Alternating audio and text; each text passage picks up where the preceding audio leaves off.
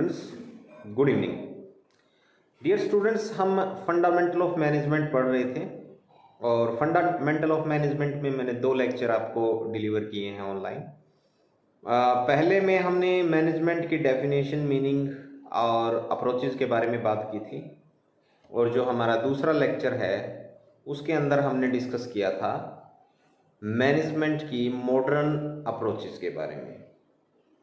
और पहले लेक्चर में हमने मैनेजमेंट के फंक्शंस भी पढ़े थे। There are 5 functions in management. वो वाला लेक्चर मैंने आपके ग्रुप में शेयर किया हुआ है, आप देख लेना। और उसके बाद आज का जो अपना लेक्चर है वो उसमें हम डिस्कस करेंगे मैनेजमेंट के लेवल्स ऑफ मैनेजमेंट। देखिए, मैं मोबाइल की स्क्रीन पे लिख रहा हूँ तो मेरी लिमिटेशन से मैं इनिशियल वर्ड ही लिख पाऊँगा।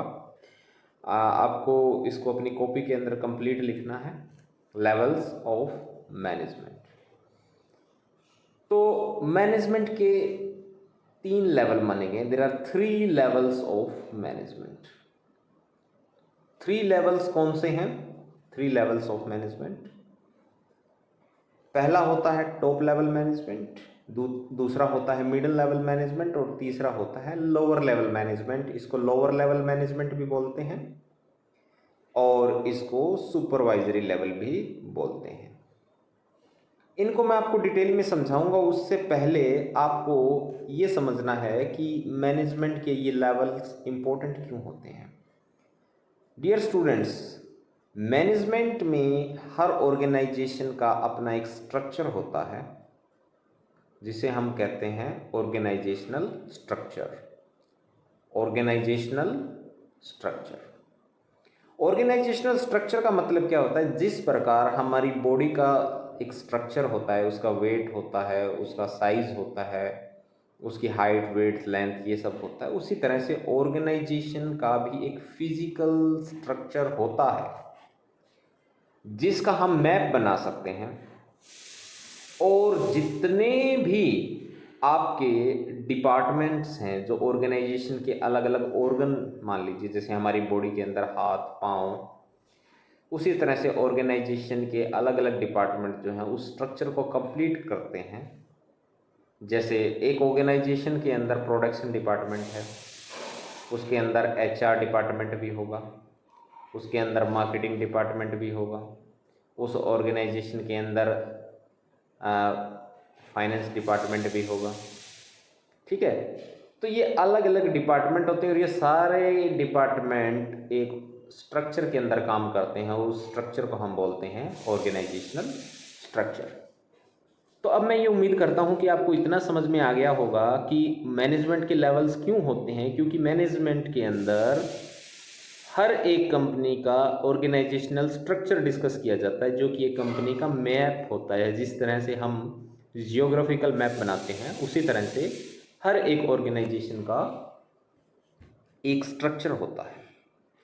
तो मैनेजमेंट के अंदर हम ऑर्गेनाइजेशनल स्ट्रक्चर से कंसर्न होते हैं क्योंकि हर एक कंपनी का अलग अपना स्ट्रक्चर होता है। उसने अलग अलग तरीके से अपने डिपार्टमेंट्स को अरेंज किया होता है। लेकिन जो लेवल्स ऑफ मैनेजमेंट है उनका स्ट्रक्चर कभी डिस्टर्ब नहीं होता। यानी कि जो टॉप लेवल मैनेजमेंट है उसका काम होता है डिसीजन मेकिंग। तो वो हर कंपनी का टॉप लेवल मैनेजमेंट ही डिसीजन लेगा और वो टॉप पे ही होगा। और ये जो ट्राइंगल है, इसमें देखिए, हम नीचे की तरफ जाते हैं तो जो लोगों की संख्या जो है वो बढ़ती जाएगी, नंबर्स ऑफ एम्प्लॉयज़ आपके इंक्रीज होते जाएंगे। टॉप लेवल पे कम है और उससे नीचे जाएंगे तो थोड़ी और ज़्यादा आ जाएंगे मिडिल लेवल पे, और लोअर लेवल पे उससे ज़्यादा आ जाएंगे। ये सुपरवाइजरी मैनेजमेंट बोलते हैं, इसको लोअर लेवल मैनेजमेंट बोलते हैं। मैं समझाऊंगा इसमें कौन कौन से जो पोस्ट होती हैं, कौन कौन से एम्प्लॉयज़ होते हैं, कौन कौन से फंक्शंस जो होते हैं वो इंक्लूड होते हैं। तो टॉप लेवल पे जो एम्प्लॉयज़ होंगे, जो लोग होंगे, वो बहुत कम होंगे। इसमें मेन होता है board of directors. Public company में या प्राइवेट कंपनी में बोर्ड ऑफ डायरेक्टर्स होंगे। बोर्ड ऑफ डायरेक्टर्स डिसीजन लेते हैं और एक कंपनी का एमडी मैनेजिंग डायरेक्टर होता है या सीईओ जिसको हम बोलते हैं चीफ एग्जीक्यूटिव ऑफिसर। आपके लिए एक होमवर्क भी देता हूं कि आपको सर्च करना है कि who is the CEO of Google. आप ग्रुप में मुझे मैसेज करना ये सर्च करके, अगर आप जानते हैं तो बेटर, कि what is the name of CEO of Google. तो सीईओ और बोर्ड ऑफ डायरेक्टर्स जो हैं वो बनाते हैं किसी भी कंपनी का top level management. Top level management में डिसीजन मेकिंग होती है, पॉलिसी फ्रेम होती है, स्ट्रेटजिक डिसीजन लिए जाते हैं।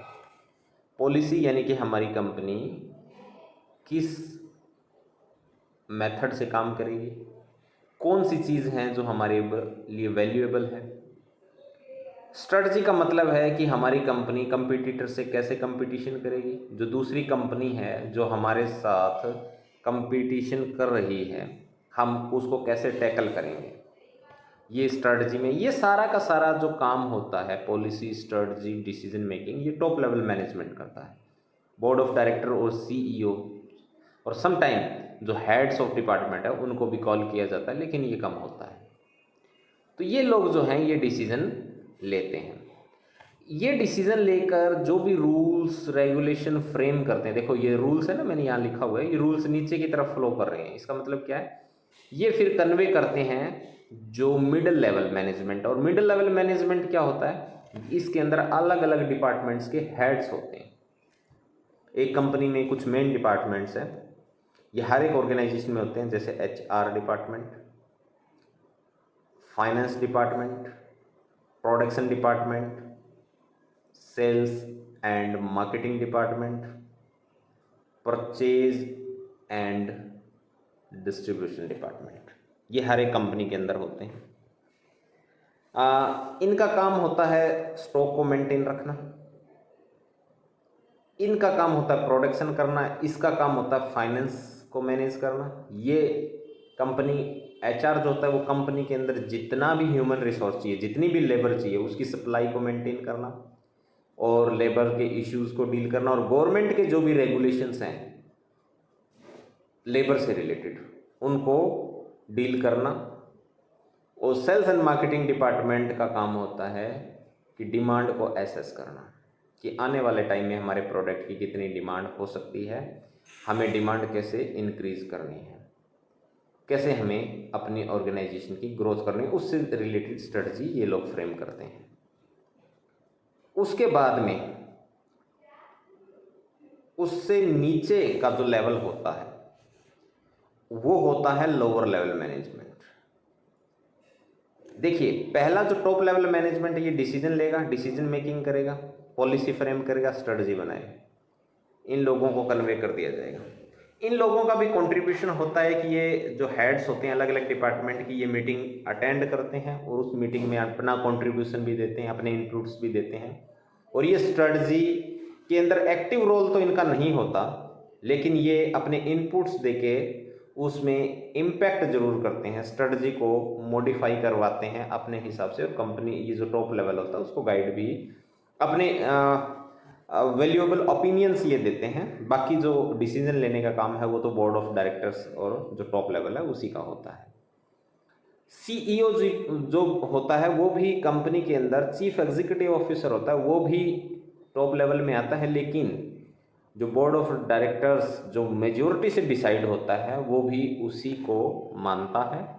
और वो उसका काम होता है कि वो सारे फंक्शंस को स्मूथली परफॉर्म करवाना, वो सीईओ होता है, चीफ एग्जीक्यूटिव। चीफ एग्जीक्यूटिव यानी कि हर काम को एग्जीक्यूट करवाना है उसे। मिडिल लेवल वाले उस जो ऊपर से रूल्स जो पॉलिसी बनी है, जो गाइडलाइंस बनी, उनको फॉलो करवाते हैं अपने अपने डिपार्टमेंट में, और अपने अपने डिपार्टमेंट को मैनेज करते हैं, अपने अपने डिपार्टमेंट को स्मूथ फंक्शनिंग करवाते हैं। और इससे नीचे जो लोअर लेवल मैनेजमेंट है ये होते हैं सुपरवाइजर। इनके ये जो हेड ऑफ डिपार्टमेंट्स हैं ये इन लोगों को डायरेक्शंस देते हैं कि आप इस तरह से काम करवाइए। ऊपर से जो गाइडलाइंस आई हैं वो इन तक कन्वे करते हैं और ये इनको चेक करते हैं सुपरवाइजर्स को कि ये काम ठीक से करवा रहे हैं या नहीं। और जो सुपरवाइजर होते हैं ये मैनेजमेंट में सबसे लोअर लेवल पे होते हैं, यहाँ पे इम्प्लीमेंटेशन होता है, बस ये लोग इम्प्लीमेंट करवाते हैं। ऑपरेशन लेवल है, यहाँ पे काम होता है, ऑपरेशन होता है। ऑपरेशन का मतलब बिजनेस ऑपरेशन, ठीक है। कंपनी के अंदर अलग अलग तरह के फंक्शंस जो होते हैं उन्हें ऑपरेशंस बोला जाता है, बिजनेस ऑपरेशंस। तो इसके इनके नीचे जो होते हैं वो होते हैं वर्कर्स। तो ये सुपरवाइजर होते हैं, ये ऊपर वाले जो डिपार्टमेंट से जो गाइडलाइन है उसके अकॉर्डिंग काम करवाना इंश्योर करते हैं वर्कर से। तो ये यहाँ पर फंक्शंस होंगे। पॉलिसी फ्रेम कुछ नहीं होगा, यहाँ पे केवल इम्प्लीमेंटेशन होगा और सुपरवाइजर जो हैं वो देखेंगे कि जो रूल्स बने हैं उनको इम्प्लीमेंट वर्कर्स जो हैं उसके अकॉर्डिंग काम कर रहे हैं या नहीं। हेड जो होंगे अलग अलग डिपार्टमेंट्स के, वो रिस्पॉन्सिबल होंगे, एक तो डेटा एनालिसिस कर, डाटा कलेक्शन, रिसर्च में भी इनका पार्ट होता है क्योंकि अपने अपने डिपार्टमेंट के अंदर डेटा कलेक्ट करते हैं, रिसर्च करते हैं और उस डेटा से इंफॉर्मेशन, मीनिंगफुल इंफॉर्मेशन बनाकर टॉप लेवल के सामने प्रेजेंट करते हैं। और वो इनकी मीनिंगफुल इंफॉर्मेशन को के अकॉर्डिंग, इनके पॉइंट ऑफ व्यू के अकॉर्डिंग डिसीजन लेते हैं, उसको एनालिसिस, उस रिज़ल्ट को ये पढ़ते हैं, उस रिज़ल्ट को समझते हैं और ये अपनी मीटिंग के अंदर डिस्कशन करते हैं और जो रिक्वायर्ड चेंजेस होते हैं वो रिक्वायर्ड चेंजेस करते हैं। तो इस तरह से एक कंपनी स्मूथली फंक्शन करती है, अलग अलग लेवल जो होता है मैनेजमेंट के उसके अकॉर्डिंग फंक्शन करते हुए। तो अब मैं उम्मीद करता हूँ कि आपको बिल्कुल समझ में आ गया होगा। और इसके ये जो लेवल्स ऑफ मैनेजमेंट है, इसमें ऊपर से नीचे जो आएगा वो आएंगे रूल्स, रेगुलेशन, गाइडलाइंस, जो कि ये लोग बनाएंगे, इनके साथ डिस्कशन करके ये लोग फाइनल करेंगे, इनको बताएंगे मिडिल लेवल वालों को, और ये जो नीचे सुपरवाइजरी लेवल है उनको बताएंगे, उनको डायरेक्शन देंगे और वो उसके अकॉर्डिंग काम करवाएंगे फिर वर्कर से। तो आपको ये इतना समझ में आ गया। और दूसरा इनका काम होता है कि यहाँ से जो वर्कर से जो इन्फॉर्मेशन आएगी वो सुपरवाइजर को बताएंगे, if they are not agree with something, कि उन्होंने कोई काम कंपनी के अंदर हो रहा है, कोई नया रूल आया है लेकिन ये एग्री नहीं है, तो सुपरवाइजर फिर मिडल जो हेड है अपने अपने हर डिपार्टमेंट के अलग अलग सुपरवाइजर होंगे। एचआर में काम करने वाले अलग होंगे, मार्केटिंग के अलग होंगे, प्रोडक्शन के अलग होंगे। तो ये अपने अपने हेड को बताएंगे और फिर ये इनके साथ मीटिंग करके डिस्कस करेंगे और उसका कोई सॉल्यूशन निकालेंगे। और जब यहाँ सॉल्यूशन फाइनल होगा तो उसके अकॉर्डिंग प्लान बनेगा, गाइडलाइंस बनेंगी और जो इस तरीके से नीचे की तरफ जाएगी। तो इस तरह से कंपनी फंक्शन करती है और लेवल ऑफ मैनेजमेंट जो है वो इम्पोर्टेंट होते हैं। अब हम बात करते हैं क्वेश्चंस कि इस पार्ट से कैसे क्वेश्चंस बन सकते हैं। तो इस पार्ट से छोटे क्वेश्चंस बन सकते हैं कि डिफाइन टॉप लेवल मैनेजमेंट, या discuss the functions of top level management, यहाँ पे कौन से फंक्शंस होते हैं। Discuss the main functions of middle level management, discuss the main function of lower level management. या क्वेश्चन ऐसे आ सकता है कि explain the levels of management in detail, तो तब आपको ये कंप्लीट डायग्राम बनाना, ये बड़ा क्वेश्चन आएगा और हर एक डिपार्टमेंट, हर एक लेवल्स के अपने अपने जो फंक्शंस हैं वो आपको एक्सप्लेन करने पड़ेंगे। तो डियर स्टूडेंट्स, मैं उम्मीद करता हूँ कि आपको ये अच्छी तरह से समझ आ गया होगा। लेवल्स ऑफ मैनेजमेंट बड़ा सिंपल सा कॉन्सेप्ट है, कुछ भी नहीं है। ये डायग्राम आपको अपनी कॉपी के अंदर बना के देखना है और जिस तरह से मैंने आपको समझाया है उसके अकॉर्डिंग आपको अपना जो आंसर है वो लिख लेना है। आप अपने नोट्स बनाइए लेक्चर के अकॉर्डिंग। इसके अलावा कोई क्वेश्चन है, आपको अगर कोई कंसेप्ट समझ में नहीं आता है तो आप ग्रुप में क्वेरी भी पोस्ट कर सकते हैं। Thank you very much.